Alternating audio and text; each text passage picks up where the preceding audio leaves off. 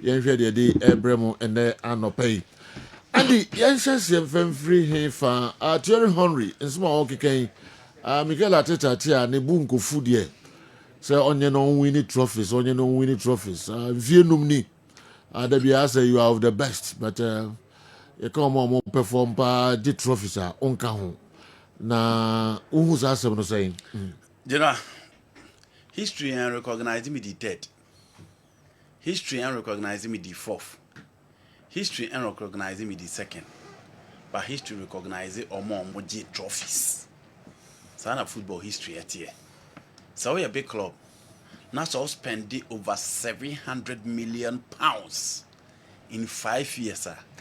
Only FA Cup is unacceptable. There be. Obi any hobeji atum. Because big clubs are winning trophies. And until you can Madrid, you can Barcelona, you can Milan, you can Inter, you can Liverpool, you can Bayern Munich, you can Chelsea, you can Man United. And your trophies in Tini, they can. Despite all the players as a Wenger nature or Chiro Madie or more that progression, a bit more by world class players, a bit more by G trophies.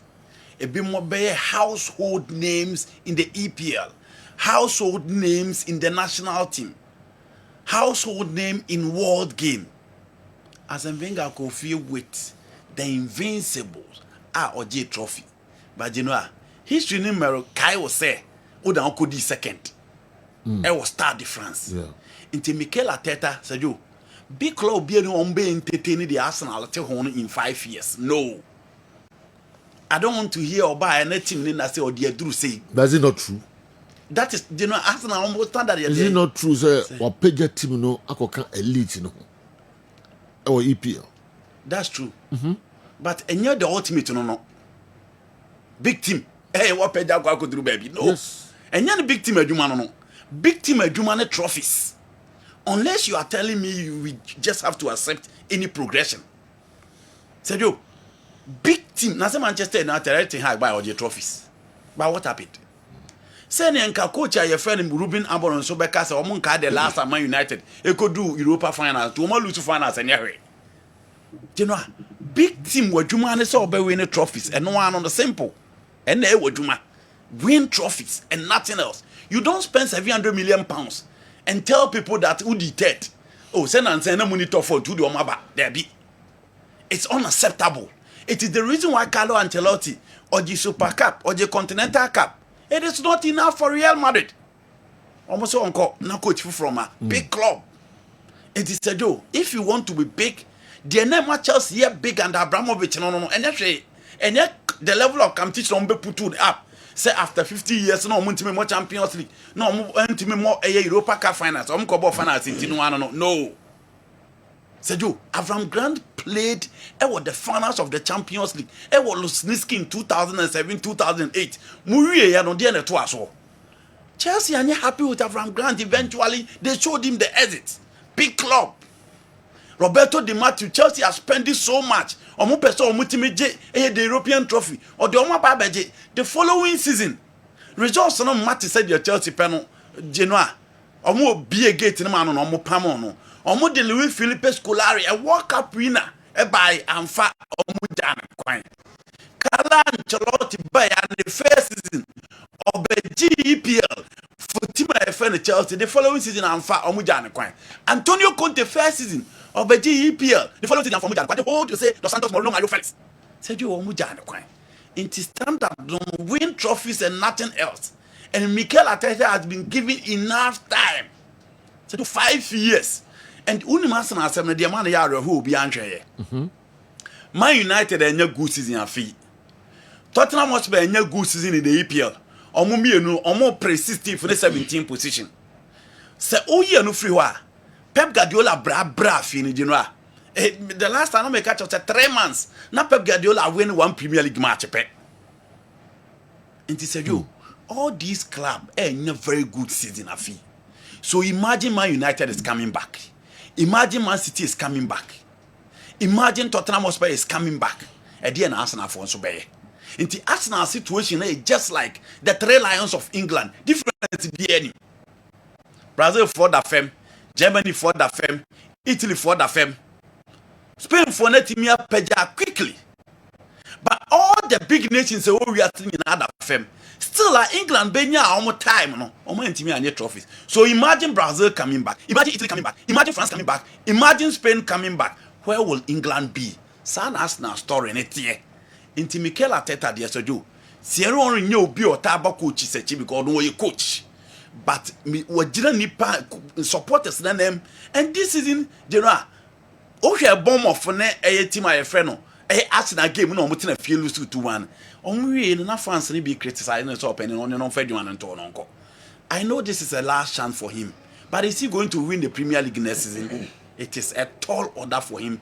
Looking at the Liverpool team, I want Jeremy Frimpong on the floor and Vase account. And looking at how Manchester City is knocking the doors in the transfer market, just to make sure some meeting assemble a very good squad. It will be very tough for Arsenal. Into Mikel Arteta there, the opportunity coach Bia Benya we Arsenal their man. And this is the right time for him to glitter. If he fails, you know, they just have to show him the exit. I see. Yanko anime ansana yaba Conference League final no enso so kakra minimum over pick 1 or 2 transfer stories yan hwem kakra. Okay, do you know Liverpool episode omo ye dominant. So wo hwe omo a enya de say omo timi agina omo na so consistently to say the previous years no, the early 90s no omo ye no. The Ferguson be ye, the Jose Mourinho be ye no. The Ferguson san be ye bio and Sergio Ferguson say he was a great coach. Why am I saying that? The number of years and different team are building for United, no. Na Okoye said United see bre, and after him only Pep Guardiola and the team I be. Say the team will say I know fro. The team will say I know fro. It is Sana na Ferguson Inti and the co ne Dwight York mo premier no the Ruth Van Nistelrooy and Rooney Bobai. Van Nistelrooy no de Carlos Tevez be ka Ronaldo ni Rooney ho. The last time and the Rooney mo nyina akra koko wiye. Inti build a different team and a demand Manchester United. And no be na Liverpool person omo ye no. Say the Liverpool team no omo lose Trent Alexander-Arnold quickly omo her market. When the bet fit into the style, when the bet fit into the plan. Jeremy Frimpong. The difference between Jeremy Frimpong and Trent and say Jeremy Frimpong ye share ball na say no co position no 18. Okay. Until he attacks more. 18 pempi no e ya na three back ni siutu ni ye. Until one nya chance ahwe no the Netherlands national team bia they prefer to play him as a right winger instead of some be born right fullback because omo Denzel themselves ho. Until so ball right sided of the attack in there. The defensive duty ne sote. But Liverpool say there be omo po be more creativity or right side because omo game ni more attacking. Obi obe more the channel of supply. And the Jeremy Frimpong but defensively or you very weak. But because of the style of midfield, no, they will push McAllister to that side into defensively no better support no. And Sekonate Ebo on the chi as a right side center backer. Honestly a very good defender will record very very well on the right side. Now it is a Joe Abranti or the TV ni fast one 8 year. On the left side, Omo would say Andy Robertson because club dominance no 2 players are no key to the club dominance was Trent and then Andy Robertson. And almost Omo ko Bournemouth. Omo ko akosha Abranti friend Milo Kakis. This season, you know, on the enemy best led back in the Premier League. Abranti ni obi abo no nim boye. And Chimekas na bench Andy Robertson. Omo hwe Robertson just a year or two e also omo be gate man no ko do be take over. Nti Abranti o the TV sui and I said yo, see Liverpool 4 person omo ko fa ne ba no omo de ba be show depth e would defense and said the bear obo betimi a compete very well. Said the bear one player new one player bishim ama be betimi akoyi and the last one Florent Vase. Said you, the German machine, a new breed in the German football. On your skillful to say German Muzela, but on your intelligent. Wow, share Michel Ballack Asasiano. Where the difference between him and Ballack and say the Nasi her. But typically, Termana Iko Gondogan Ebo with Vendor Ewo the Dortmund team no sana na Gundogan ebo ball just say we progress so well and all you fast and all your bed dazzle but with team 3 players here am abo mo di Sadio so mo be Liverpool team no football dey bibia team si Injis betimi aba Salah betimi ayemre Luis Diaz betimi anya bad day Kodo Gakpo betimi akọ off na enyema jegu but 3 guys here Liverpool do mo ba be ka hu je no aso mo nya omo day na omo timi pick you omo for dia watch out for Liverpool next season because these are guys are omo very good season and ball no omo nimbo and I'm hoping their style fit the Liverpool team very very well the rapidity and the intensity Liverpool the ball omo ball these 3 guys will fit into the shape very very well.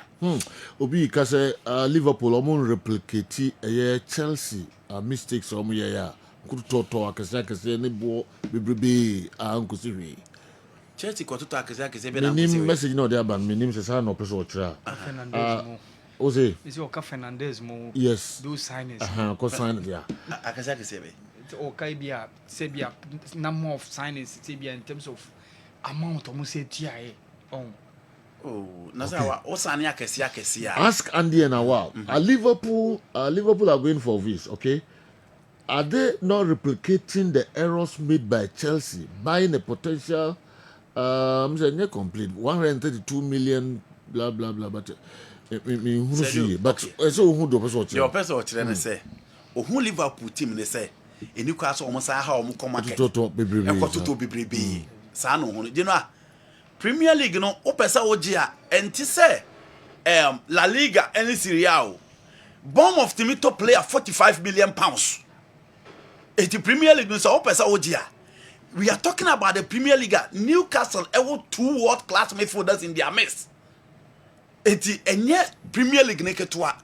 Eye kam teaching a song and said yo in England or in Bundesliga you can only talk about Bayern Munich and then Dortmund. And I'm saying Bayern 04 Liverpool si ababeka. In the French league Monaco atiahwe, Rennes atiahwe, Lille atiahwe, Marseille Daya, Lyon Daya, and IPG.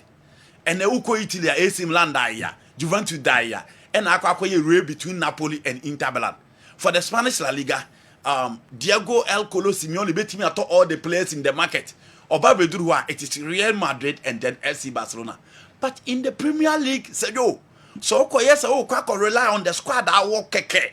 The whole season, no, Obi bet me a no map up a perfect system to neutralize you. Look at what they did to Pep Guardiola this season. Into Liverpool, dear no, or more their Beji League, no, they need certain players within the squad that will change the style. And also bet me add it as an alternative, a different style, a different system, and the Ama coach na man abo. Intermediate, if they really want to dominate, and they are going for those players, I don't see anything wrong with that. Pep Guardiola said, yo, no Kyle Walker, no John Stones, or Manuel Akanji, or Ruben Diaz, or Nathan Ake, you know, Sadis Kakati Kofa just go there. Vidal Sambabekang. Why? Because you want to see Manchester City competing. Eti John Stones niwa no be a refi. Enti se Ruben Diaz niwa no be a refi. Se Nathan Ake niwa no be a refi. You need those kind of options to make your team tick. You help people team nani munkwa. Said you Phil Foden, Savio, Duku, Grealish, Mamouche, and Osawo Ellen Holland. Look at the options that Pep Guardiola is our. Matthias Nunes munyina ansa mai. And said yo Makati munyina ansa mai. Oscar Bob munyina moy. So person ultimate competing now when now fighting for titles. You need a very squad depth before you compete. Remember that way we pray no more bread because in their defense no more need that squad depth. In Liverpool, some person who dominate EPL on their general, they need to add more before our team are dominant. I'm absolutely desperate. Okay, for Betis FC to triumph over Chelsea tonight, nothing will bring me more joy than seeing your beloved Chelsea humbled on the grand stage of the Conference League final. Honestly, it's the football moment I never knew I needed. Makati, so I don't know, Nyamiano. Makati, yes. Wanono enye yes and how the two nti they are mobile 9:30 na results no ho nti very simple mobodina Anthony na mbondi and afi Isco. So. Yes, nyanwa. Okay. And I said Derek Beckambo. Yo. Almost 3 guys up front, no. You know, I did this season in the Europa League. All right. Young go final match. Sergio, one among phone with Chelsea back. Me Debbie. Sergio, Chelsea there. Omunye Abdulbaira Abdulwaju. And then I suppose you. And then Sergio, last 4 finals at Chelsea are going on in our match. Okay. In Europe, 4 final match going on in our match. Sad time no hour. Let Chelsea. 2019 ya mokoji Europa League. Mushe Arsenal. Yeah. Mushe omo for one. Eji. Musa Aji Europa 2013. Yeah. Mushe Benfica. 2021, 2 years ago, 3 years ago rather, or so, or 4 years ago. Mushe Man City Eji Champions League. And at 2012 so Mushe Bayern. So Europa mako nyina last for nyina mokoji. Yeah. So in as much as 7 per Chelsea.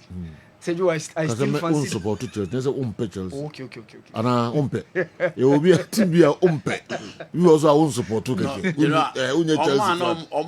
But a Chelsea, I mean to me can read. Our Chelsea. Yes. Match them with the interior. That's so. Match them. Once you know, time and you SHS no. Yeah. Satam na Chelsea image pa. And obi o here 2004, 2005, 2006. And the bar 2008, 2010. Team and the team Barcelona pa. Hey Chelsea. It there was that rivalry no between. Free. Oh yes, free. Obi and newa ma me hwɛ saa de bi no. On tia se de awa lekan. But obi o hwɛ Messi ne the whole no match no. Ronaldinho ene match na o dane ne 9-2 no. 4-2 no. Frank Lampard de no gina corner line so ball no share no. Esian any Ronaldinho de na Ronaldinho war ball no so ba na Messi ntwɛ mo no. Obi o hwɛ saa matches no. Ene the last one. The Ngolo Kanto Kutumrika sa or New Camp when ya born, and then the Ramirez ball. You know, the Chelsea fan be a referee Ramirez ball. Acquire Torres fast so TT and acquire Ramirez fast so lobo ball nobody goalkeeper. Until the level of competition between Chelsea and Barcelona in the last 10 years or during the time of 2000 to 2010, no, and no Barca fans are now among the fans of Chelsea. In recent time, the Omunte in Shia. And again, Tom Hennon or Brevo match. Yeah. You know, be no Chelsea ni be some match in Sohibia or better Barcelona in his entire life. Yeah. Because a match, you know, the real picture in painting. Some match and Chelsea beat me at Barcelona by 5. But enemy years ago no saying into Obian Kai the number of chances that Didier Drogba he was the culprit that night. Then go beat me as you go sir. Say you no more bobo ni good sir. And then yesterday na boba akwa o make sure so plan table. Nti eno na ma Barca fans. Sergio game na ande ka no. Me hwe Barca Chelsea game obi un say from minute 1 up till 90 Chelsea have dominated Barcelona to say that game. Okay. That day Chelsea played all almost show dominance. And even Saha be the red card now by. And of course Chelsea were on the rampage. They should have won. In as much as said Tom and Nino Vrebo ACC Chelsea no. I think said they have enough chances to have buried the game. But unfortunately one team am fakoto anyam kwa that day. Who's Arsenal so pe Chelsea asema na Didier Drogba ni Mourinho. Ah. Na Mourinho ka say on say omani ji ana omo de talending na Mourinho no be dubu and they go to a time.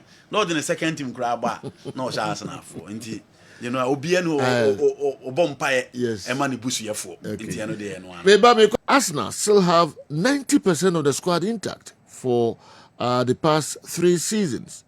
The team only needs a potential striker and they will beat his Barcelona and Chelsea to glorify him. Sledge the odi abre no. Arsenal ni o say Arsenal be awa o say attention to kasa o say next year on be Champions League. Any Premier League. Arsenal. I didn't even see you know. And all the I mean with that Messi no umfa obi umfa Patrice Evra. Etwem any the o see. Na dey nyansi ye the all the analysis. David omo kro omo ye team nyansi ye na dey omo ye analysis. So omo ye next season. I make movie no. Say a next season Champions League ni Premier League. Unim. Real Madrid say no Arsenal job no. Omo who said with omo team na yama. I want Andy Kerm to discuss why Europa League final is played before the Conference League final.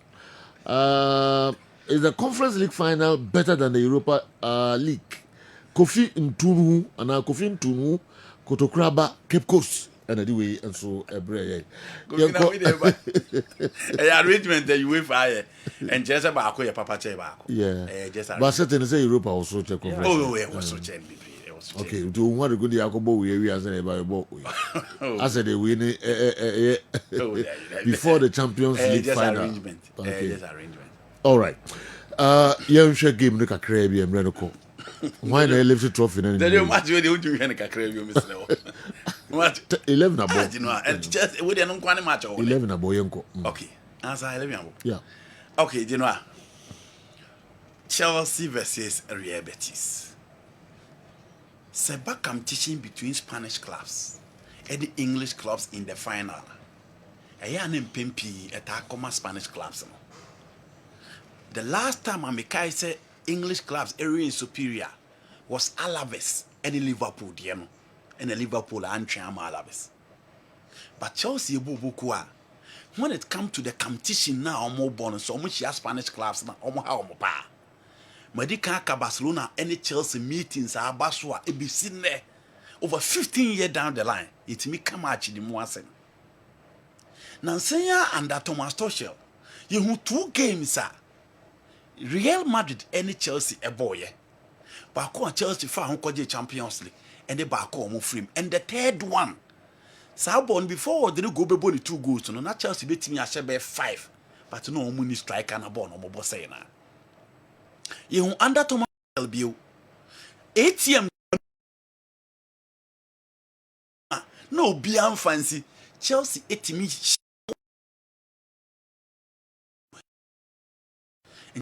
performance against Spanish clubs no was now the 2 teams no Eddie boom na Sergio so share Real Betis ya weekend the omo against Valencia and omo ball 1-1 omo team omo de bobo no omo de ball Chelsea there a drew conference league na ya coach in this same in team Pempi you are not too sure of the kind of players omo ya tip to start any game when they beat me about in Poland. Now so here Chelsea team now obviously Robert Sanchez will not be imposed because Philip Jorgensen na matches now in the conference league no what team other but Rui James is on the right side John Terry Ababeka and former Marco Correa Regina Park no the man you enjoy him abra one elements no see kind central defense the key area it most of the games here na about their shelling ebo but say yo if Chelsea really want to win the competition tonight anybody actually mukra na enyumre it should be Levi Cowell and then Toyson the 2 guys are Omoma Chelsea victory or the city grounds no those are the 2 guys who are expected to send omo betim regional central defense the midfield 3 intact because Romeo Lavai omo ntimi and register on the knockout stages no into only eligible to future enti ene ye Kopama Moise Casedo and then Abrantia your friend Enzo Fernandez mostly conference league ya coach later about Dewsbury Hall but Genoa and then match in your Dewsbury Hall man if Chelsea really want to win the competition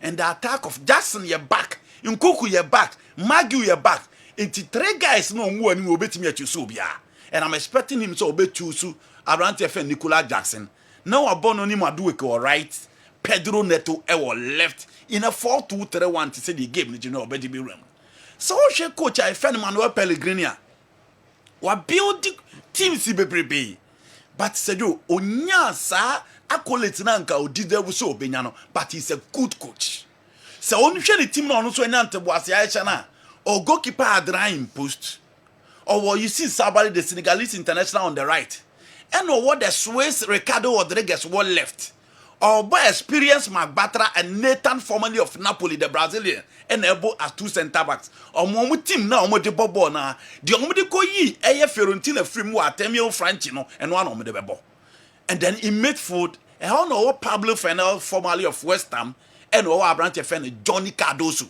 the US-based Johnny Cardoso 2 guys on bebo as 2 sitting midfielders any now baby I make a corner baby ho for a team my friend Chelsea Anthony 4 goals in the competition Isco 2 goals in the competition and then on the left obetimi about Jesus Rodriguez or the Moroccan international on the left omo ene betimi afa enchel and then Cedric Bekambu up front and Cedric Bekambu e 4 goals and so far omo 3 guys no omo gina ni mo na say 13 goals in the competition and Omodiama a team a friend Real Betis Elho. Now you know 4-2-3-1 and a 2 coaches in the room. Now the key battles. Players omu key who play omu out I'll bet me a survivor number 1. You betcha the battle between Marco Correa and then Anthony on the right side of Real Betis attack, you know. Anthony a reborn. Sasina Correa and Sia reborn. 2 guys are in the past 2 seasons. Yade omo top and the general. Omo nya a smooth ride that will be a performer for his club. Marco Correa playing very well and Anthony are changing everything at the Benito Villamarín Stadium. Ama omo nya confidence and omo dia drew her. She go I was sharing the last game omo boy share the tricks. Look at the range of passing. Share the creativity or they back to the right. But on your careful because Correa hodie these days is or the ebe kwine. Oh yeah, then you talk about the 2 center back for Chelsea as against Cedric Bekambu. Medical Casa Kofaba dia Chile dia a whole free day. Into a Honso Chelsea Chehoyi. Now Isco. Experience, quality, pedigree, and everything. Champions League or budget. Last season he was one of the best players in the Spanish La Liga. And this season too was you know. And Timoes Casedo said, "Oh, Ejuma why and this season the best player and then Ejuma Casilla partner member. Players go out. Now about 30% of the creativity. The final third nego. Intiene baby is Kobe also making sure so dinner. And then Johnny Cardoso versus Cole Palmer. The brain behind the Chelsea team, the creativity, the creative element, the visionary passes. Cole Palmer and didn't in Abba. So be betting a title not now how do I play in the final third it is Cole Palmer. Into Johnny Cardoso so per se. On with me winning this particular game with the Asedo, baby a Cole Palmer Bekobia. No dinner. One limited the strength of the Chelsea attack, one limited the brain of the Chelsea attack, and don't allow Enzo Fernandez to swing his passes in midfield. Those are the areas key. And Jackson versus Magmatra and Nathan De Souza. Those areas are very key. Whoever will win a battle, and what the chance said you obey to me at the winning the cup in there. Chelsea the full squad and they start here, you know, your favorite. But Koye Dewsbury Hall. Now Kobo Badia Shela. Spanish teams in the said you money ball and players no money individual are very good. Okay. You need your full set. If Chelsea go with their full set, you know, advantage Chelsea. But could change media, you know, Real Betis will shock them. So could change media, Real Betis will shock them. Joe, the Barca fans in the studio are cowards. They even can't defend their rights just because Sergio is a Chelsea fan. Go and watch that match again. Abidal's red card wasn't a red card. And it was because of that card that Chelsea came into the picture. It didn't be an account. Honorable Gabi was I don't know, say, or no. True.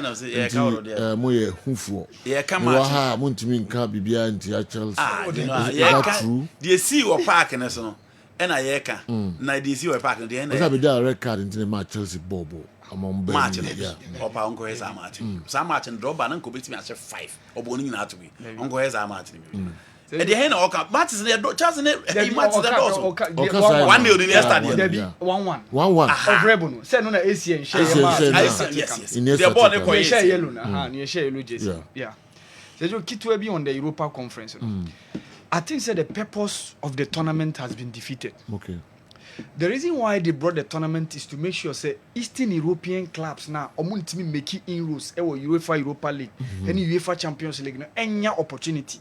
Diana say the short tournament there will be 4 teams from Greece and other European countries. You know, maybe one from England, maybe one from Spain. But as a Joe, finalists no more virtually Western Europeans now. Yes, see Roma. And in more it's in for no more. Yeah, the bar because of yeah, the bar because of Monseju. Yeah, the bar because of Sure, even the first edition, Roma final. The second edition was Fiorentina and West Ham. Okay. And last year we had Greek team Olympiacos and Fiorentina. Seju and Ukran Obeka say one out of them. Am I a team from Eastern European country? It's me winning the competition. Yeah. This year, Seju, 2 clubs from Western Europe, specifically England and Spain. Spain. So you ask yourself, for the purpose of the competition at the Bayern, it has been defeated because the Western European Almost clubs unpejam, almost unpejam, can almost more players. and only a woman from any information. And only as but Enzo Maresca, and then he can't fail. Because the last 3 finals are Chelsea AG with Italian clubs, Italian coaches, Italian coach at the Omoko final G. Okay. Because Gianluca Vialli won with them in 1998 UEFA Cup Winners' Cup. No? Roberto Di Matteo at the Omochi Champions League no? In 2012. And of course, Mauricio Sarri against Arsenal 2019. So Enzo Maresca can't fail. Because chat not to for the Italian coaches. No? Chat in and saying there be I feel you. Chat will be I feel the chat in failure. Hey. So if we chatting in aye, Minibi, Nama Beje, Minibi, Nama Beje. That's not chat Yanto. That's not chat. Yeah. Mbese alcohol bi but that's not chat no. Ah, there. Bibia There you ask now there. bibia to home as. Omo there. Say you know ask now there do ho to omo so abeda fo. Yeah to home as. Ask now there do ho to omo so abeto na da fo. Omo feel here. Omo there. Perfect selection. Tell Andy to send the selection to our coach. Talisman and do we